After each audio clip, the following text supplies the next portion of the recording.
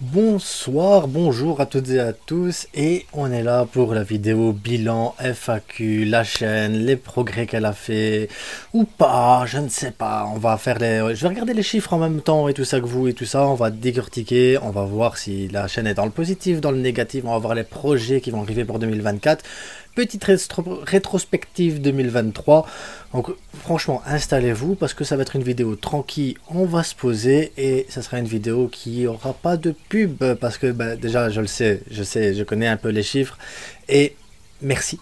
Je peux commencer que par merci à vous parce que j'ai dépassé les objectifs qui étaient prévus initialement, donc merci à vous, petite vidéo gratuite, installez-vous à votre aise. Jouez à la PlayStation, faites ce que vous avez à faire parce que aujourd'hui, on est en mode zen. Zen, les gars.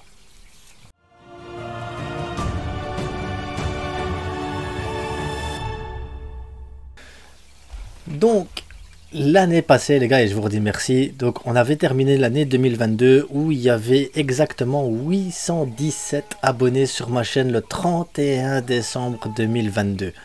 817 abonnés, et quand j'avais fait la vidéo bilan et tout ça de la chaîne et les projets, j'avais annoncé que j'aimerais bien arriver à 5000 abonnés, donc arriver fin d'année ici, 5000 abonnés.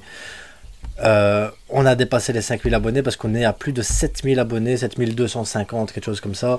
Ça va encore bouger un petit peu légèrement, mais voilà, pas trop normalement jusque fin d'année parce que je pense que celle-ci sera peut-être l'une des dernières vidéos 2023, parce qu'on est en 2023. Donc merci à vous les gars parce que 5000, 7000, c'est 2000, plus de 2000 abonnés de plus que ce qui était prévu initialement. Donc voilà, moi ça me fait plaisir et ça m'encourage à faire encore plus de vidéos et de travailler et tout ça. Et là-dessus je vous ai demandé de poser des questions, voilà, vous m'avez répondu, on va venir après à la question-réponse sur 2-3 questions que vous avez posées. Donc j'ai pas tout sélectionné, sinon la vidéo elle va faire 300 heures, ça va pas le faire.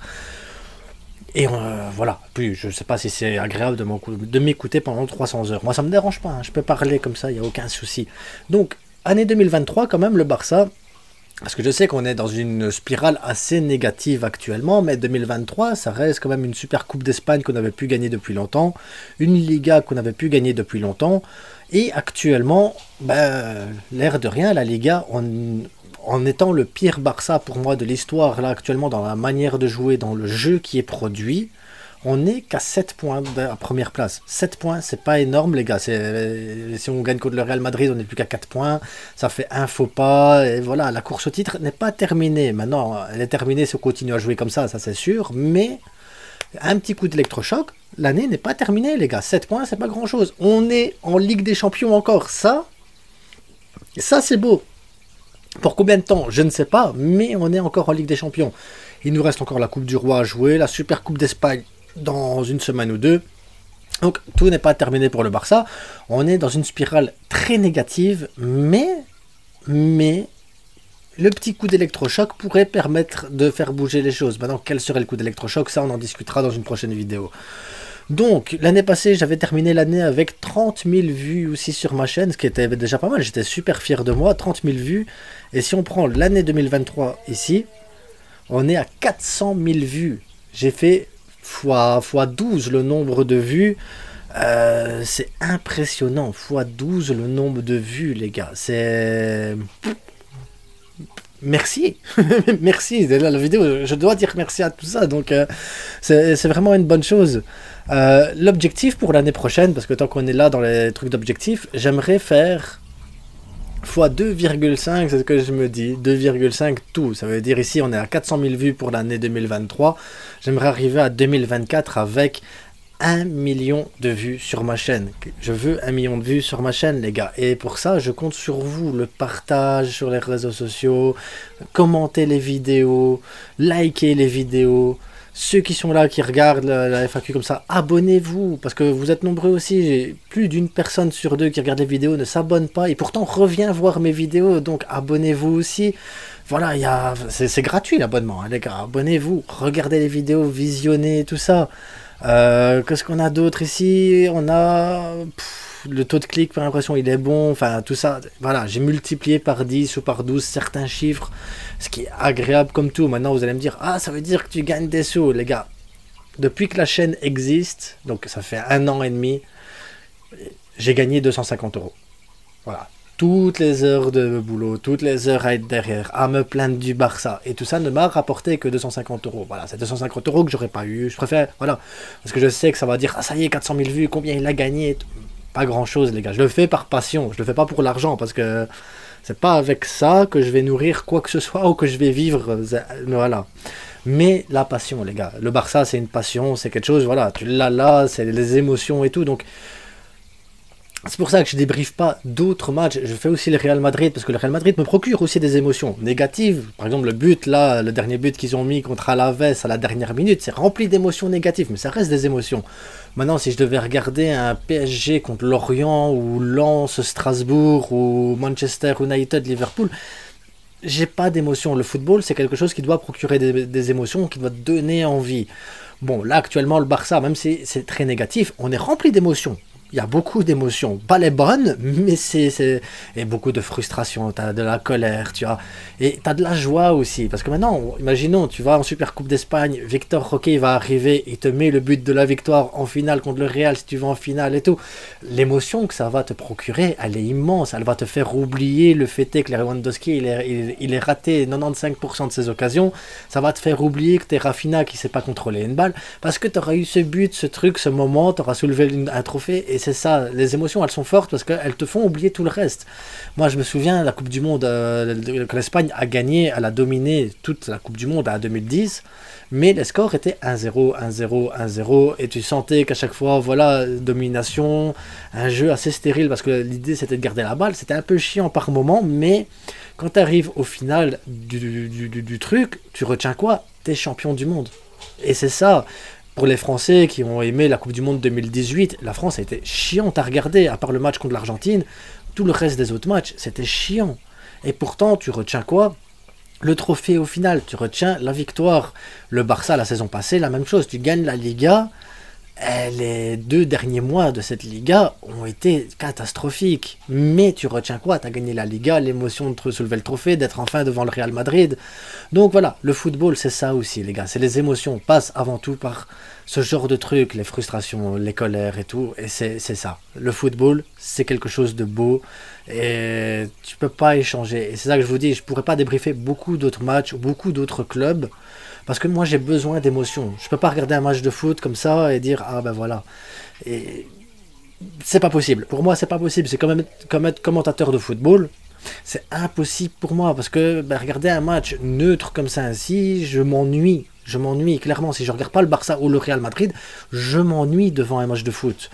Il me faut quelque chose. Et après, j'aime bien parce que les gens ils te disent oui, mais il faut être objectif. Alors, si tu fais ceux du Real Madrid, souvent ils me disent tu dois être objectif. Ou ceux du Barça, t'es trop dur avec certains joueurs. Je peux pas être objectif. C'est impossible d'être objectif quand tu fais des débriefs, ou quand tu fais des lives, ou quand tu fais des analyses. Tu peux pas être objectif. C'est impossible. Je connais pas une personne qui arriverait à être objectif quand tu parles avec le cœur, quand tu parles avec les émotions, quand tu arrives devant un match de foot, que tu fais ton débrief à chaud et que tu commences à insulter les joueurs, ou que tu commences à critiquer ça, ou que tu parles du jeu et tout ça, tu vas retenir que ces moments qui t'ont fait monter en tension, que ces moments qui t'ont procuré une joie ou une frustration. Et c'est ça en fait la réalité du football. Personne ne peut être objectif quand tu parles de ton club de cœur. Bref, je tiens aussi à remercier Café Barça pour la participation aux vidéos et tout ça, et pour pas mal d'autres choses, les conseils et tout ça, parce que il m'a donné énormément de conseils pour monter les vidéos, pour comment parler devant la caméra, pour commencer à donner un peu plus de dynamisme et tout ça. Un grand merci à Café Barça, un grand merci à Jules de la chaîne Jules en parle aussi, pour participer aussi aux vidéos. On fait pas mal de débriefs ensemble, on a fait pas mal de live aussi, et on s'amuse vraiment bien, parce que l'avantage que j'ai avec Jules aussi, c'est que on n'est jamais d'accord. On n'est jamais d'accord. On regarde les mêmes matchs de foot, mais on n'interprète pas les choses de la même façon. Et c'est ça qui est bien dans certains débats, c'est de pouvoir discuter. Et il n'y a pas de dispute, il n'y a pas de guerre, il n'y a pas de truc. On comprend le le point de vue de l'autre, on s'entend, on s'écoute, même si on n'est pas d'accord, on s'entend et on s'écoute. Et c'est ça aussi le football qui est beau, c'est que ça rassemble. Tu peux avoir 1000 personnes qui regardent la même chose et tu peux avoir 1000 avis différents. Et je le vois dans les commentaires aussi, hein, ah mais non, il y a ça, il y a ça, il y a ça. Et c'est normal, on ne voit pas et on ne partage pas les émotions de la même manière et on ne regarde pas le foot de la même manière. Il y en a qui sont fans de certains joueurs, d'autres qui sont fans du Barça depuis beaucoup plus longtemps, d'autres qui sont fans du Barça depuis l'épopée Guardiola. Et donc on n'a pas le même ressenti, on n'a pas les mêmes, on a tous les mêmes attentes, on a tous envie de la même chose, mais on ne les ressent pas de la même manière. Et donc c'est ce qui fait la beauté aussi de ce sport, c'est les émotions, les gars. Moi c'est pareil, quand je fais les débriefs du Real Madrid, j'ai ce débrief critique parce que de mon côté, ben, j'ai cette vision du Barça qui doit jouer correctement, qui doit faire les trucs. À Madrid, je le vois bien dans les commentaires, c'est pas ça qui est le plus important pour les Madrilènes, c'est le score, les 3 points, c'est peu importe la manière, c'est de les avoir. Et nous, de notre côté, même si tu gagnes le match, si tu as mal joué, tu les insultes. C'est pas la même chose, on n'a pas la même vision, on n'a pas la même philosophie du football. Et c'est pas grave, mais c'est important de se rendre compte, les gars, que vous pouvez regarder d'autres chaînes YouTube, vous pouvez regarder d'autres débriefs, que, peu importe hein, le youtubeur, peu importe le débrief, peu importe l'angle que la personne elle va prendre, on aura tous des visions différentes des mêmes choses. On aura tous des explications différentes pour les mêmes choses. Et imaginez que nous, déjà entre nous, on a tous des opinions différentes, on a tous des solutions différentes, on a tous une perspective différente de ce qui se passe dans le club, à l'extérieur, sur le terrain. La personne comme Xavi qui est là au bord du terrain, qui vit la chose de l'intérieur, qui ne quitte pas, qui ne peut pas prendre de recul parce qu'il est dedans H24, ça doit pas être facile non plus parce que lui il a aussi sa vision des choses, pas la bonne actuellement, mais il a sa vision des choses et c'est pas facile les gars, c'est vraiment pas un truc facile. Et en tout cas, ben, un grand merci à Jules, grand merci à Café, merci aussi à d'autres youtubeurs, je vais pas les citer parce que je sais pas si je peux les citer, mais sur Instagram et tout ça, je discute et je partage aussi avec pas mal d'autres youtubeurs qui me donnent aussi des conseils et qui partagent des trucs. Donc merci à vous si vous regardez la vidéo, parce que voilà, et si un jour vous voulez qu'on fasse des vidéos ensemble, c'est avec plaisir les gars, avec grand plaisir. Pas pour faire monter ma chaîne, parce que je le fais par... je m'amuse, moi je m'amuse, j'ai un boulot à côté de ça, donc voilà, c'est le fait de s'amuser, de parler, discuter, échanger, avoir d'autres passionnés, ça fait du bien. Internet franchement, sur ce point de vue là, a fait énormément de bien, parce que tu peux rencontrer et discuter avec des gens qui ont cette même passion, peu importe où la personne se situe dans le monde, et c'est ça qui est fou, c'est ça, et c'est beau d'avoir ce réseau comme ça ainsi. Donc, on va commencer par la première question ici de Rikane FCB, que je remercie parce qu'il participe beaucoup aussi à tout ce qui est commentaires et tout ça. Donc, merci à toi de participer assez souvent. Donc, salut. J'ai découvert ta chaîne YouTube en début de saison 2023-2024. D'abord, je tiens à te dire que ton contenu sur cette chaîne est super et que tu réalises du super boulot. Merci à toi et à tous les autres, parce que si je fais ce boulot-là, que je prends plaisir à le faire, c'est parce que derrière, voilà, il y a des gens comme toi qui commentent, il y a des gens comme toi qui regardent les vidéos, et même la majorité des gens ne commentent pas, et merci à vous aussi de regarder les vidéos et d'être là tout le temps, parce que ça fait plaisir. Franchement, je vous jure que ça fait plaisir. Quand tu vois qu'une vidéo, elle fait plus de 1000 vues et tout ça, bah, t'es content, t'es content. Moi, je suis content, je me dis, mais ça va, ça rapproche les gens, il y a des discussions, j'aime bien ça, tu vois. Donc, comment as-tu découvert le Barça, et comment es-tu devenu fan? Alors, moi, j'ai 2 grands frères. Le plus grand qui est fan du Real Madrid.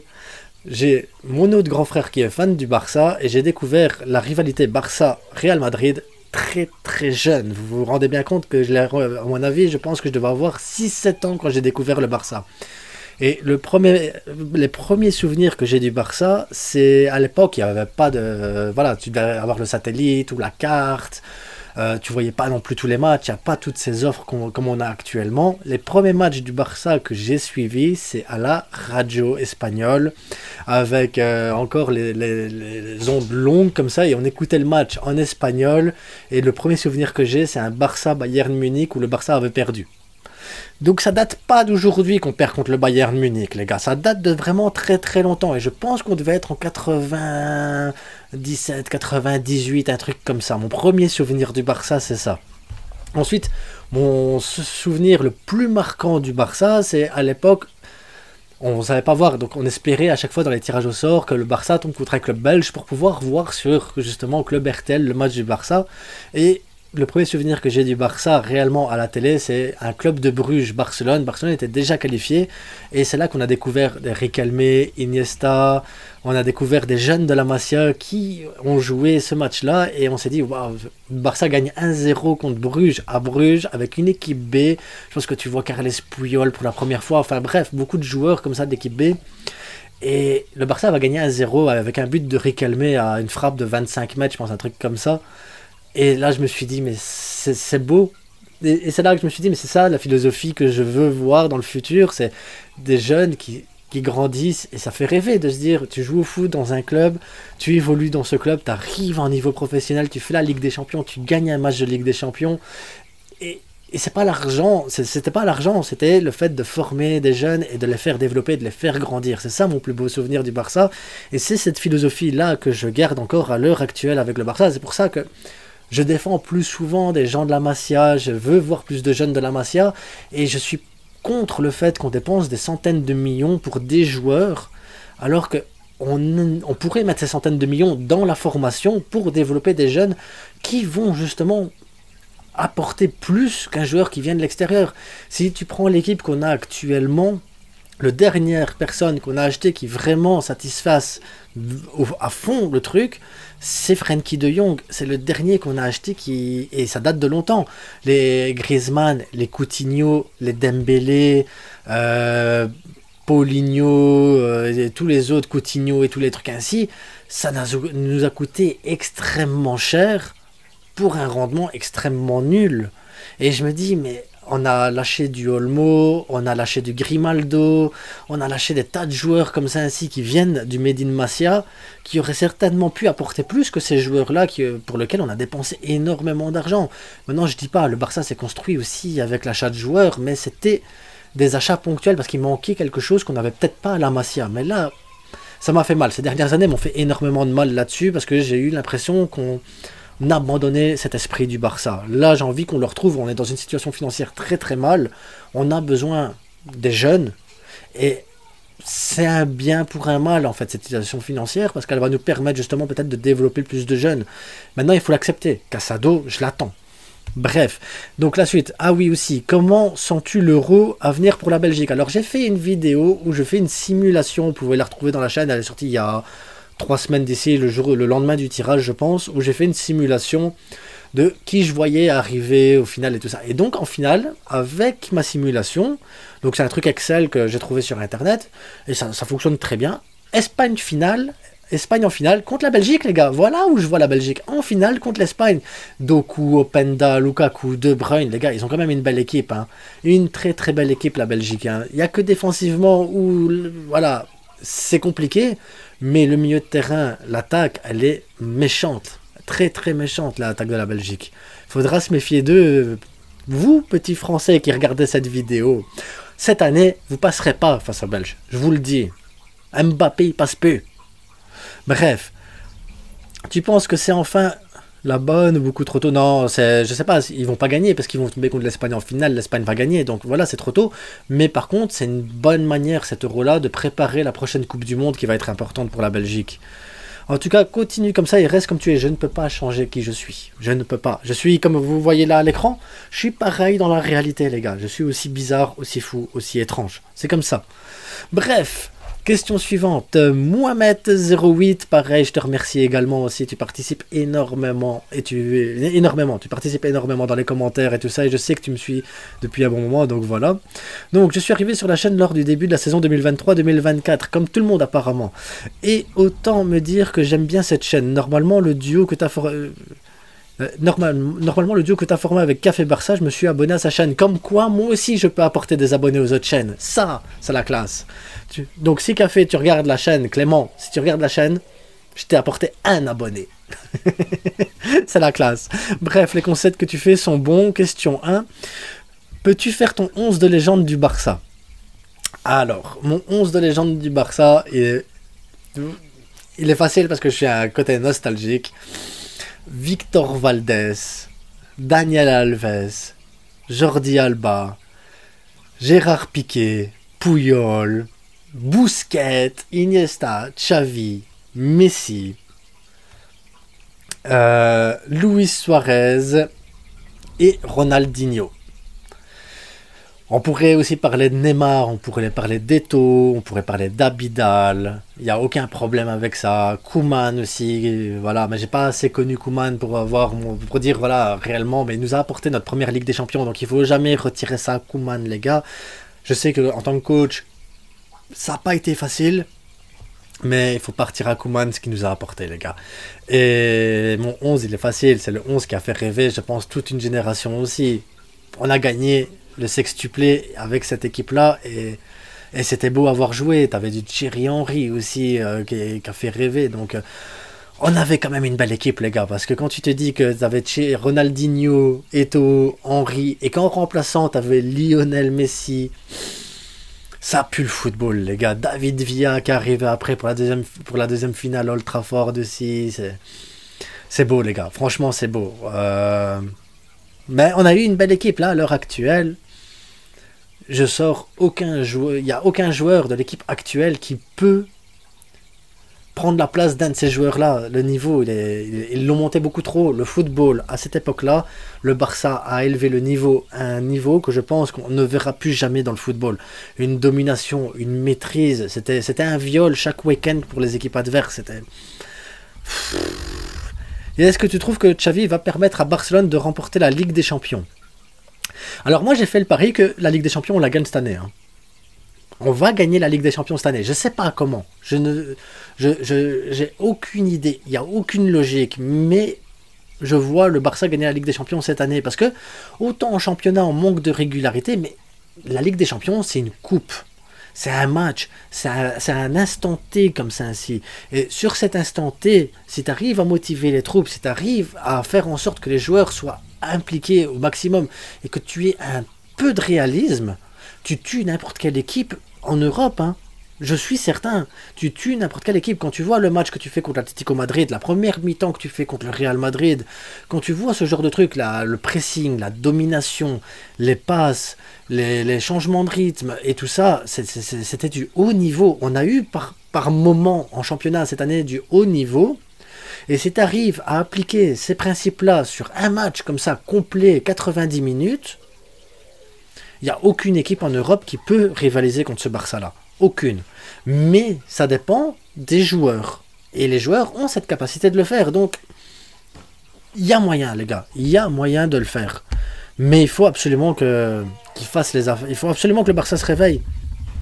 Donc, alors, je ne sais pas vous, mais moi je vois bien Olise à la place de Rafinha. T'en penses quoi? Moi je vois qu'à la place de Rafinha, je vois n'importe qui actuellement. Maintenant, Olise, je ne le connais pas. Je ne le connais pas, je ne pourrais pas me prononcer sur ce joueur, je ne le connais pas, je ne le suis pas, je ne sais pas, je ne sais pas, franchement je ne sais pas. Ensuite, frère, je kiffe tes vidéos, sérieux, merci à toi, Aliutiano 5684. Moi aussi je kiffe mes vidéos. Faut essayer de nous demander de poser des questions sur Instagram. Alors j'ai un compte Instagram pour ceux qui ne le savent pas. J'ai un compte Instagram, je ne demande jamais qu'on pose des questions dessus parce que je trouve que j'ai pas assez d'abonnés qui vont sur Instagram. Donc c'est compliqué. Je pense que sur Instagram, je dois avoir une centaine d'abonnés, pas plus. Maintenant, si vous allez vous abonner en plus sur Instagram à ma chaîne, ça me pose pas de problème de faire un peu comme Café le fait ou comme Loguito le fait. Voilà, posez-moi votre question sur le match et j'y réponds et on fait un truc comme ça. J'ai aucun problème pour le faire. Au contraire, j'ai même essayé avec YouTube de le faire, mais il n'y a pas assez de personnes qui... Voilà, j'ai pas assez d'abonnés pour pouvoir lancer ce truc. Maintenant, venez nombreux sur Instagram. Avec plaisir, c'est pareil, je suis sur X, il n'y a aucun problème, je suis sur Thread aussi, là, le nouveau truc, le nouveau réseau social. Donc, n'hésitez pas, à TikTok, je pose des trucs de temps en temps, mais voilà, c'est pas le réseau sur lequel je vais le plus souvent, mais Twitter, je suis très actif, et sur Instagram, je suis très actif également, donc n'hésitez pas à y aller. Et si maintenant il y a vraiment beaucoup de monde qui me suit sur ces réseaux-là, il n'y a aucun problème pour moi d'aller poser. Et comme ça, vous posez vos questions et j'essaie d'y répondre et tout ça. Il y a aucun... Avec plaisir, franchement, avec plaisir, je demande pas mieux. Moi, c'est facile, je pose les questions et ça me fait une vidéo derrière. Donc, c'est vachement plus simple. Donc, les questions, voilà, on va s'arrêter là parce que j'ai pas envie que la vidéo dure non plus trop longtemps. Ça reste une FAQ, jour de Noël. D'ailleurs, joyeux Noël à tous, je ne sais pas si je l'ai dit. les objectifs de la saison prochaine. Donc, la saison prochaine, je vais débriefer tous les matchs du Real Madrid. Il n'y aura pas d'avant-match pour le Real Madrid, peut-être de temps en temps une rumeur, mais je vais débriefer tous les matchs du Real Madrid. Sans exception, peu importe la critique que vous allez apporter, parce que j'ai stoppé pendant 1 mois et demi les débriefs du Real, parce que j'avais énormément d'insultes. Mais énormément. Le Real Madrid passait une mauvaise passe. Évidemment, moi, en tant que supporter catalan, j'étais super content, parce qu'on a le droit d'être content que l'ennemi soit mal. C'est logique. Mais beaucoup d'insultes. Oui, tu penses que t'es comme... tu fais comme Loguito, tu profites de la misère, ou alors, tu veux faire ton... Comment il s'appelle? Ton Riles, mais Riles, lui, au moins, il est objectif avec tout le monde. Hey, objectif avec tout le monde. Les gars, il faut analyser un petit peu aussi ce que dit Riles sur pas mal de trucs. Hein. Parce que autant le Real Madrid il joue mal contre Alaves et derrière il va pas te dire le jeu était dégueulasse pendant 90 minutes, non il va revenir on a marqué un but, ça c'est la grande classe, c'est le Real Madrid des dernières minutes, ce qu'on aime c'est comme ça qu'on gagne les 3 points et c'est comme ça qu'on gagne un championnat. Il a pas tort hein, dans son sens, mais après si le Barça fait la même chose c'est ouais c'est dégueulasse, il joue mal, tatati. Donc il y a 2 poids 2 mesures aussi sur l'objectivité des gens, mais comme je l'ai dit, personne n'est objectif à partir du moment où tu parles avec ton cœur. C'est normal, c'est cohérent, c'est pour ça que je reviens là-dessus aussi. Et Riles n'est pas le gars le plus objectif du monde pour la simple et bonne raison qu'il parle avec son cœur, comme n'importe quel supporter ici au football, tu parles avec ton cœur, tu parles avec les émotions, et quand tu fais ça, il n'y a pas d'objectivité. C'est impossible, j'y crois pas. Le gars qui te dit je suis objectif, j'y crois pas. Tu parles avec ton cœur. Et donc j'ai eu beaucoup d'insultes à ce moment-là parce que oui, je parlais avec mon cœur, j'étais content, la difficulté, le truc et tout. Par contre, j'ai jamais été content sur les blessures parce que là, le Real Madrid cumule énormément de blessures, le Barça a cumulé énormément de blessures et c'est pas facile, les gars. Je peux comprendre la frustration là-dessus et d'ailleurs, je souhaite bon rétablissement à tous ces joueurs-là qui subissent les foudres de la FIFA avec les accumulations de matchs et encore et encore et encore. Et le fair play financier de la Liga qui n'aide pas non plus à pouvoir recruter pour avoir suffisamment de joueurs. Et pareil, le truc qui me dérange aussi avec la Liga, c'est que tu as énormément de blessures, mais tu as droit à un nombre limité de joueurs de l'équipe B pour jouer en équipe A. Parce que à ce moment-là, tu pourrais faire tourner encore un peu plus, parce que ce qui bloque Xavi aussi, c'est que tu as droit, je pense, à 3 joueurs en même temps de l'équipe B sur le terrain. Lamine Yamal fait partie de l'équipe B, Fermin Lopez fait partie de l'équipe B, ils font pas encore partie de la A, ce qui fait qu'il te reste un joueur que tu peux mettre, et donc tu peux pas faire tourner comme tu veux réellement, et tu peux pas mettre autant de joueurs de la B que tu veux, et tu peux pas renforcer ton équipe comme tu le veux en A.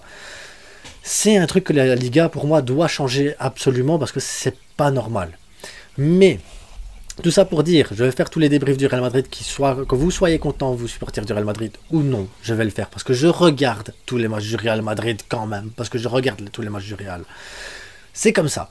Donc ça, c'est une bonne chose. Ensuite, pour le Barça, toujours les avant-matchs, il y aura toujours les débriefs à chaud, il y aura de temps en temps petite analyse ou quoi à froid sur certains matchs pour les coups de gueule, il y aura des coups de gueule comme je le fais ici actuellement aussi sur tel joueur, tel truc et tout ça. J'espère faire plus de duos encore que la saison prochaine parce que j'ai bien aimé les duos avec Café, j'ai bien aimé les duos avec Jules, j'espère en refaire avec eux. Avec Café, je vais essayer, je vais voir, je vais lui proposer, si tu regardes la vidéo Café, je vais te proposer, sache que dans le futur proche, pour la prochaine trêve internationale de mars, peut-être faire une vidéo pour voir où on en est, Ligue des Champions et tout ça, en espérant qu'on soit encore en Ligue des Champions. Avec Jules, il y aura certainement encore une ou deux vidéos, parce que voilà, c'est sympa, j'aime bien. En plus, on va les faire de plus en plus, je pense, en live, parce que c'est super sympa de les faire en live. Donc venez et participez. Franchement, c'est agréable parce qu'on participe avec vous, c'est en live, il n'y a pas de montage, il n'y a pas de coupure, c'est du direct, c'est du naturel, c'est pas... Tu réfléchis pas, tu dis les choses, voilà, et si elles sont dites, c'est trop tard, c'est fait, c'est sur internet. Tu dis une connerie, c'est là. Et si d'autres, voilà, youtubeurs veulent faire aussi des duos, des trucs ou n'importe quoi, franchement, avec plaisir, peu importe que tu aies 1 million d'abonnés ou 10 abonnés, je m'en fous. L'important, c'est de partager une passion avec les gens. Et c'est ça que je veux voir de plus en plus de trucs. C'est du partage, les gars. YouTube, pour moi, c'est partager une émotion, c'est partager une passion. Et donc, voilà, les objectifs, ils sont là. Il y aura l'Euro qui va arriver, donc là je vais essayer de débriefer un maximum les matchs de la Belgique, de l'Espagne. Après les gros matchs qui aura, les grosses confrontations, je ferai pas tous les matchs parce que il y a des matchs qui me hype pas du tout, faut être clair. Les phases de groupe de l'Euro pour moi sont totalement inutiles, je trouve le concept très mauvais. Et là j'en parlerai aussi dans une vidéo, peut-être une semaine ou deux avant l'Euro, en expliquant pourquoi je suis pas content de la manière dont l'Euro se déroule et la manière dont les choses se passent, parce que moi j'aime pas cet Euro-là, 24 équipes, les meilleurs troisièmes pas, c'est une incohérence totale. Autant pas jouer le premier tour pour faire ça et autant faire des éliminations directes parce que c'est de la merde. Et on va parler de tas d'autres choses, que ce soit l'actualité, que ce soit les rumeurs mercato et tout ça, on va continuer. Donc voilà, vous avez vu le rythme de la chaîne, il y a une vidéo quasiment tous les jours ou tous les 2 jours. Et je ne peux pas faire plus. Je peux pas faire plus. Le jour où il y aura beaucoup plus d'abonnés, donc l'objectif ici, donc on est à 7000 abonnés. L'objectif c'est d'arriver à 20 000 abonnés fin 2024. Et à ce moment-là, on pourra poser des bases pour faire d'autres types de vidéos, d'autres modèles de vidéos. Et j'ai des idées pour la suite, j'ai des projets pour la suite. Et j'ai envie de les développer, j'ai envie de les faire. Mais pour ça, il faut que la chaîne grandisse. Et pour que la chaîne grandisse, les gars, c'est vous. C'est vous, c'est pas moi seulement. Moi, je vais faire mes vidéos, je vais faire mes trucs, je vais dire mes conneries. Vous allez critiquer, vous allez accepter, vous allez me commenter, vous allez, voilà, apprécier, pas apprécier, enfin. Mais tout ça, mettez-le en commentaire, parce que voilà, on discute, on échange. Je participe énormément dans les commentaires. Je pense que je réponds quasiment à tous les commentaires. Pour le moment, j'arrive à le faire. Mais c'est vous, les gars. Si vous voulez que la chaîne se développe, grandisse, évolue, soit partagez un maximum, partagez la chaîne, abonnez-vous sur Twitter, repartagez les vidéos, abonnez-vous sur Instagram, repartagez les vidéos, faites grandir un peu pour avoir la communauté, qu'on soit visible et qu'on partage et qu'on échange et tout ça, parce que je tiens compte de vos avis, je tiens compte de vos trucs, parce que le nombre de fois où je dis des choses en débrief après match et tout ça à chaud, je vois les commentaires, oui mais là tac tac, et que vous avez assez souvent, il y a des gens très très pertinents. Il y en a même un que j'ai vexé, j'ai pas fait exprès, où depuis le début de saison, il me dit des trucs et il a raison depuis le début de saison. Et je lui dis non, tu vas voir, ça va aller. Et à un moment donné, je lui dis j'en ai marre de toi parce que tu as tout le temps raison et ça me saoule que tu aies raison. C'était plus dans le sens, ça me fait chier parce que si tu as raison, ça veut dire que le Barça va vraiment très mal. Et en soi que ça me fait chier, c'est pas le commentaire qui me fait chier. Le commentaire, le gars il a raison, c'est bien, tu vois, mais.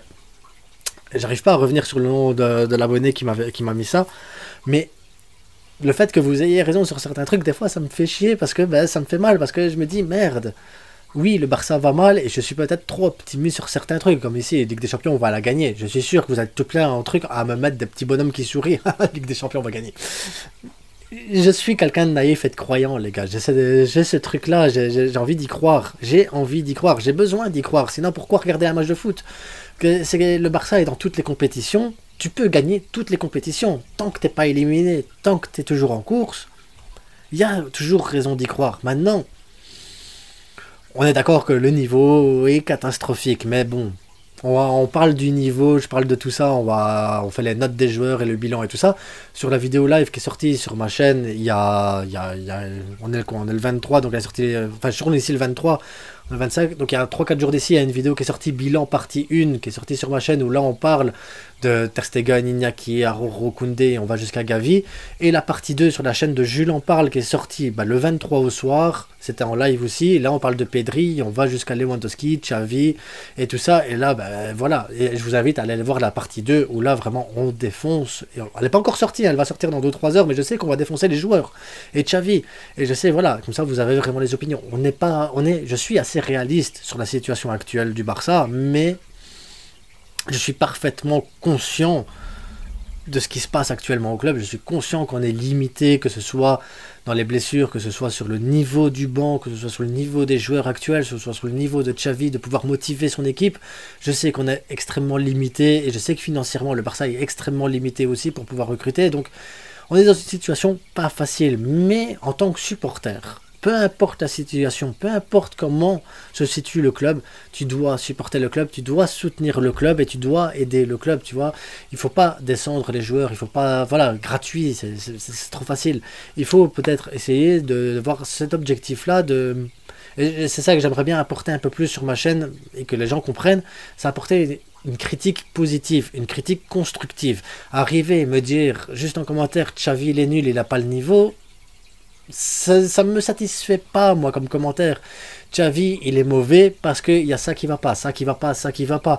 Quels seraient les problèmes, quelle est la manière de résoudre le problème, et après derrière quelle est ta solution? La solution ça serait peut-être ou changer d'entraîneur, voilà, je vois un tel parce qu'il y a une philosophie, il y a un truc. Moi c'est des échanges comme ça que je veux voir plus souvent dans les commentaires pour avoir vraiment des vraies discussions de fond, et après derrière ça me permet aussi de faire des vidéos, et après je pourrais permettre de mettre vos commentaires et dire voilà, regardez lui ce qu'il a dit, je suis d'accord pour ça, et je suis pas d'accord à cause de ça et ça, parce que je trouve que voilà. Et c'est comme ça qu'on fait des échanges, et c'est comme ça qu'on fait développer aussi les choses et les opinions et qu'on partage. J'aimerais bien aussi en 2024, et à mon avis à partir de septembre ou octobre, c'est une chose que j'aimerais bien mettre en place, c'est essayer de prendre des abonnés qui veulent participer un peu plus et voir s'il est possible de faire des lives avec des abonnés. Je ne sais pas comment on peut mettre en place ce genre de truc, je vais regarder pour essayer, mais j'aimerais bien que les abonnés en live puissent participer. Voilà, avoir leur opinion, leur truc, et pas forcément des gens qui sont d'accord avec moi, hein. Des gens qui sont aussi contre mon avis et qui me disent non, la frite, tu déconnes, c'est pas ça qu'il faut. Voilà, c'est surtout ça que je veux voir aussi. Donc voilà, je sais pas où en est la vidéo, à combien de minutes, combien elle est montée, est-ce que c'est bien, est-ce que vous allez aimer, peu importe, c'est pas. Le plus important les gars, c'est qu'on va faire monter la chaîne, tous ensemble. On va développer le truc et j'aimerais bien vraiment qu'on arrive à faire un truc participatif avec tout le monde. Donc abonnez-vous, likez, partagez. Et le plus important, et c'est ça les gars que vous devez retenir, c'est que du foot les gars. C'est que du foot. Ça nous met mal, mais c'est que du foot. En tout cas, un grand merci à vous pour cette année 2023 parce que franchement, les objectifs ils sont atteints et ça, c'est vous